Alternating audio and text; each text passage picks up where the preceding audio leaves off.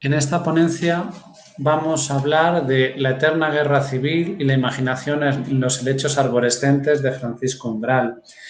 Esta es una de las novelas, a mi gusto, más interesantes de Umbral, tal vez poco estudiadas y además en el momento en el que grabamos esta sesión cumple 40 años, lo cual pues merece ser recordada. Es interesante para trabajar temas de la conexión entre la historia y la ficción, ¿no? De lo que puede ser incluso la memoria histórica. Lo que plantea es, pone a un protagonista que en Valladolid asiste al recorrido de la historia de España, pasando por una serie interminable de guerras civiles frente a otros personajes que, bueno, pues no les preocupa tanto el tema de la guerra, ¿no? Entonces, de fondo hay un elemento muy humorístico, ¿no? De desmitificación, ¿no? Del valor serio de esas guerras y principalmente nos interesa ver cómo está construido a nivel narratológico, cómo se da un sentido simbólico a la historia y cómo además las técnicas que emplea permiten esa condensación de esta historia ficcionalizada. Para ello, vamos a hablar de algunos espacios, del narrador, de ciertos personajes femeninos que vienen a romper, a salir, ¿no?, de ese contexto opresivo histórico.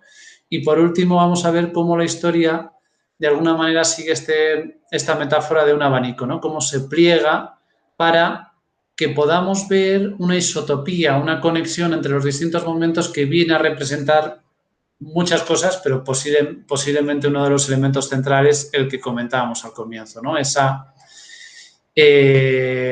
desmitificación, burla acerca de lo que supone la salida de la guerra frente, bueno, pues a la capacidad de la imaginación, del deseo.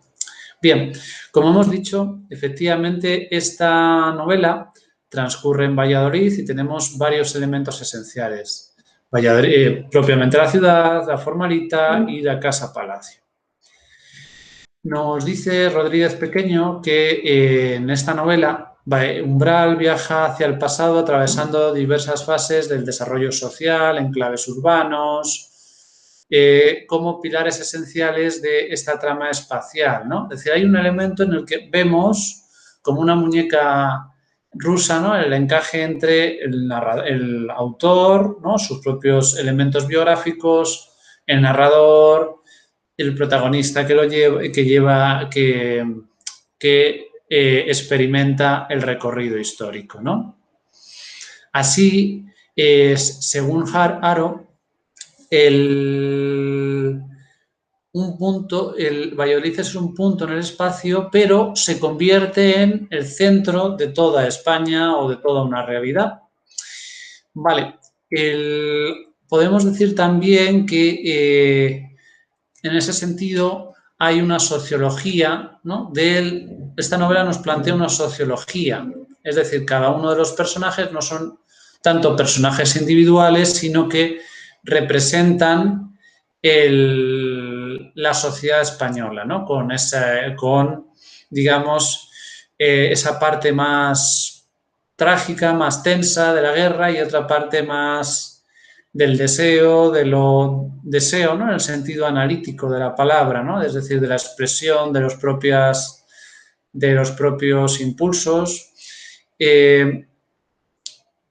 Entonces, bueno, vamos a ir viendo, ¿no?, que hay una serie de, digamos, estructuras reiteradas o isotópicas que nos permiten analizar la novela.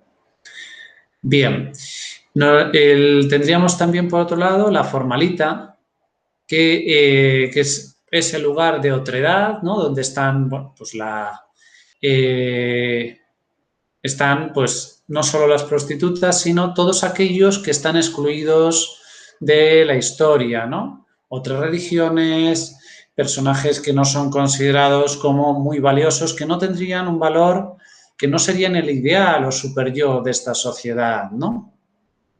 Entonces, bueno, pues ahí tenemos incluso personajes lazarillescos, ¿no?, que toma, ¿no? Es decir, esta novela destaca, uno de los elementos que destaca es el carácter que tiene de incorporador de aspectos históricos, aspectos ficcionales en un mismo plano. El segundo elemento, el segundo espacio, bueno, el tercero en realidad, pero el segundo espacio concreto sería esa casa-palacio, ¿no? En la que tendríamos reunidas, ¿no? Sería el espacio del centro, frente a la otredad, en el que se reúnen las distintas Españas, ¿no? Distintas realidades históricas, centrales, referentes que podemos tener en cuenta, ¿no? De los intelectuales, de la gente y también, en algunos casos, de estos marginados que comentábamos. Vamos a comentar ahora acerca del narrador, que posiblemente es uno de los aspectos más interesantes, más ricos de esta novela, ¿no? Tenemos al francesillo como centro del texto, que sabe y lo dice que es muchos, ¿no? Tiene un desdoblamiento, tiene un elemento metanarrativo que le permite ser de distintas maneras simultáneamente, ¿no? Como es la historia que él pliega, ¿no? Es decir, necesita tener esa multiplicidad de miradas para poder recoger una multiplicidad de aspectos que al final, en el fondo, solo transmitan una cosa. Y es donde creo que está la genialidad de esta obra, ¿no? Entonces, pues eso, muchos monaguillos escolares, pícaros bufones, lo que fuera, muertos. Puede dialogar consigo y con otros, ¿no? Con distintas imágenes, ¿sí? Es decir, hay ese ejercicio narrativo que permite la construcción del mensaje.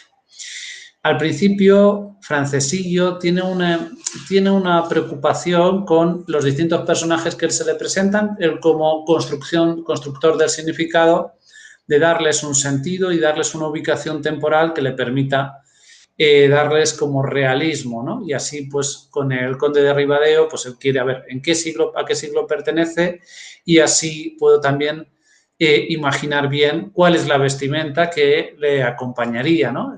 Hay toda una construcción cronotópica, ¿no? Por eso hemos empezado por los espacios, solo estamos en el narrador. Bien, así el personaje va construyendo y conforme lo hace, tiene una especie de conciencia del sentido de lo que da, ¿no? Dice, pasó en mi vida algo que ya había pasado otra vez y que recuerdo haberlo leído a mí mismo en este libro. Es decir, va dando lugar a una coherencia. Todavía no está claro cuál es el mensaje, qué sentido tiene la aparición de personajes desde los ficcionales lazarillescos a distintos políticos, militares, distintos personajes también más del AMPA, más de un ámbito más oculto, qué sentido tienen, pues al principio no se entiende, pero el mismo narrador nos va a dar que ve que hay un sentido, hay una reiteración.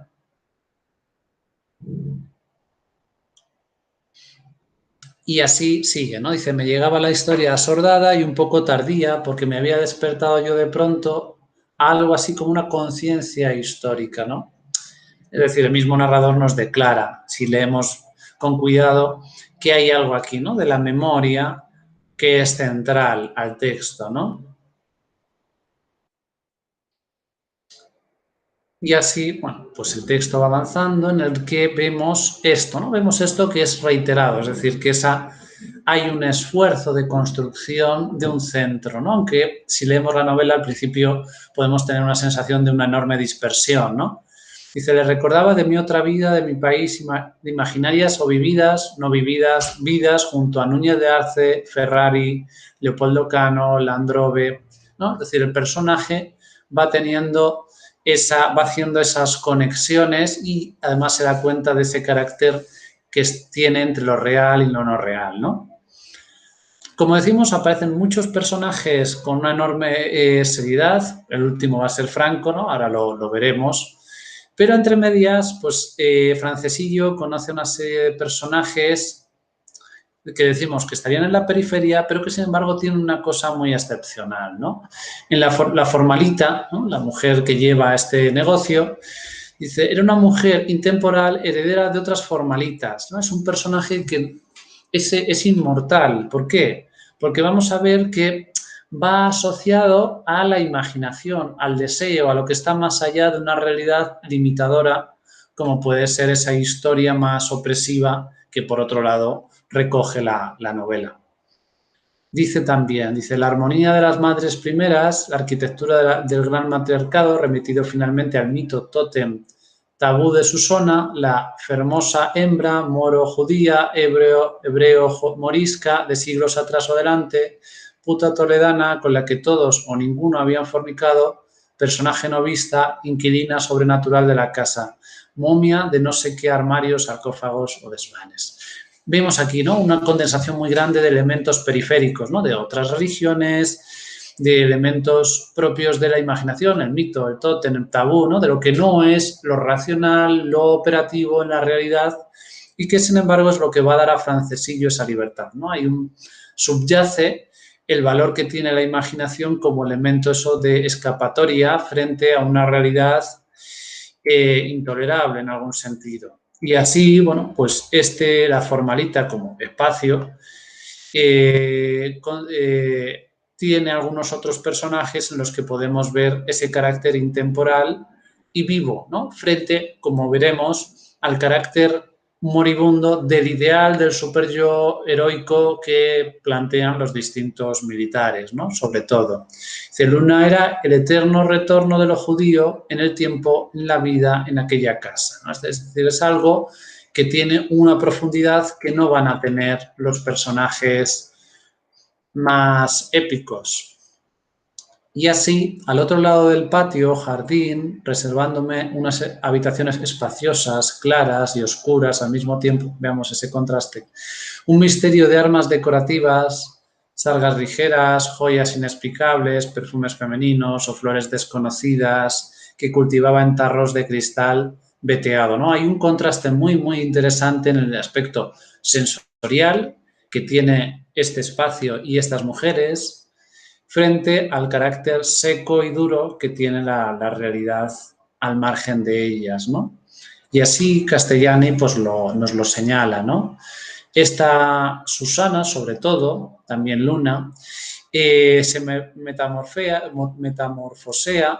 en un amante general, ¿no? Es decir, aquella que entrega el afecto, el amor, pues a lo largo de pues, toda la historia, desde un mundo medieval hasta pues, la actualidad, ¿no?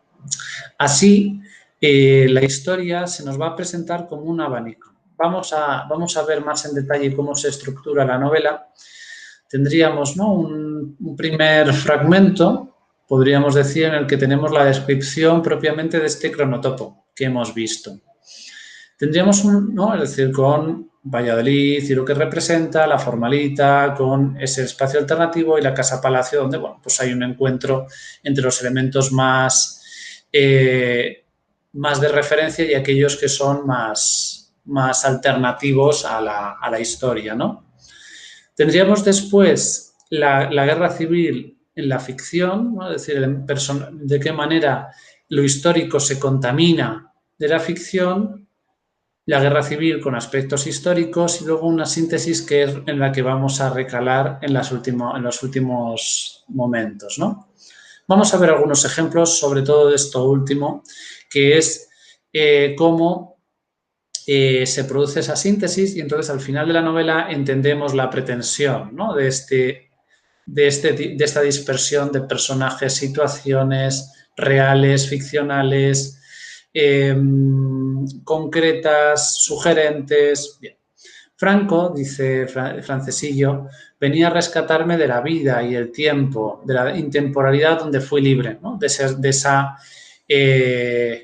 esa casa donde había ese aspecto sensual, imaginario, amplio. Venía a situarme y a devolverme en mi clase, en mi mundo, mi cronología disciplinaria y estrecha. Es decir, el dictador, en este caso, como prototipo, ¿no?, del referente histórico, viene a devolver a los referentes reales, ¿no?, a los referentes de la hora, ¿no?, frente a una novela que nos ha ido conectando la historia. Y así, este personaje aparece con unos ojos vacíos, claros, oscuros, inexpresivos, ¿no? Él gana la guerra civil pero aparece como un anciano, ¿no? La novela acaba con una gran celebración, un Te Deum, con una gran rimbombancia en el que se va a celebrar la victoria, pero en el que aparece el dictador con 100, 200 años, como un fósil, como una máscara, como un mito, una momia. Observen, ¿no? Cómo el mito y la momia, es decir, de alguna manera nos tocan, es decir, este elemento histórico se deshace igual que Susona también desaparece. Es decir, hay todo un elemento en el que digamos que esa fortaleza ha sido igual, es un tótem, un tabú, algo no real, ¿no? Se ha contaminado. Y la novela termina de una manera muy divertida, en la que efectivamente se certifica el carácter muerto, ¿no? Del personaje, es decir, se desmonta toda la construcción que hemos tenido delante de nosotros. Y así vemos efectivamente cómo el abanico se pliega, es decir, es el francesillo ve personajes de toda la historia de España, personajes centrales de la historia con mayúscula, personajes periféricos o inventados, que aquí se condensa, ¿no? Es decir, se ve cómo lo que ha perdurado es el carácter imaginativo en torno a Susona, la formalita, y sin embargo el elemento de esa guerra pues lleva a una desaparición, ese ideal superyoico pues lleva a la desaparición por la carencia, ¿no? De un aspecto vital, ¿no? que sí tienen los otros personajes que están en la formalita. Bien, concluimos entonces que los helechos arborescentes resulta interesante por la combinación que hacen de historia e imaginación y genera este centro, ¿no? Esta dispersión al final genera un mensaje último de ese carácter inevitable o difícil de diluir, pero sin embargo inútil de la violencia, ¿no? Inútil de una historia que está centrada en unos hechos además terribles frente a la capacidad de la imaginación y de ese elemento mucho más sensorial que se puede dar con los otros espacios que inventa Francesillo. Pues muchas gracias por su atención.